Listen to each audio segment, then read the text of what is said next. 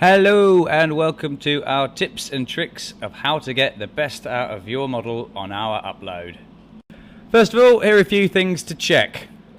This is to make sure your file is printable and also to give you the cheapest price possible. First of all, you need to make sure your file is in STL format.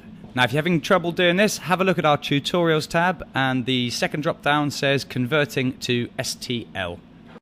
Secondly, make sure your STL file is in millimeters. Even if you've been working in millimeters in your workspace, your export settings may be set to inches, meters or centimeters. Make sure you check your export settings as well as your workspace settings before saving. Thirdly, make sure your file is below 25 megabytes. This may seem really low, but actually, to be honest, it's not. This is because the maximum resolution of the file, it only needs to be the maximum resolution of the printer. A bit like how the background on your smartphone doesn't need to be 16 megapixels to be perfectly crisp. For you pedants out there, this file here was only 18 megabytes. As you can see, the resolution is perfectly fine for an absolutely outstanding print. There really is no need for these files to be half a gig.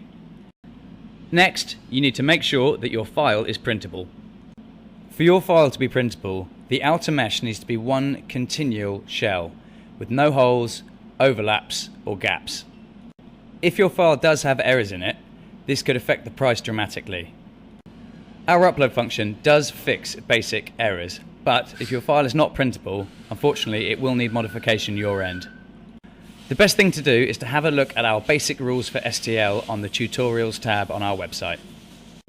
An obvious one is to make sure your part actually fits inside the print volume. Our print volume is 190mm wide by 230mm deep by 300mm high. If you want to make parts that are larger than that, you can break them into two. When nesting the parts, it is advisable to keep the joints next to each other at the same height. It's not really advisable to do more than one cut, as your tolerances start to go a little bit out the window the more you do. To take advantage of our pricing structure, you should try and nest as many parts as close together as possible with the aim to get the XYZ dimension down to a minimum. Instead of charging for the material used in the part, we actually charge for the bounding box, but at 1/10 of the price. This means you don't have to hollow your parts out or make them weaker by making them thinner just to save cost. It's all done on the actual bounding box of your part. The other bonus of this is you can fit multiple parts on the same STL, so you can nest parts inside each other and you'll only be charged for the outer XYZ dimension of the part.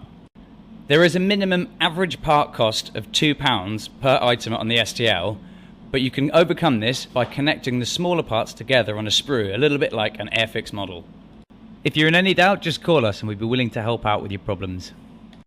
Alrighty, now you've heard all those rules, you should be pretty good to go. Get your files ready and upload them to our quote page.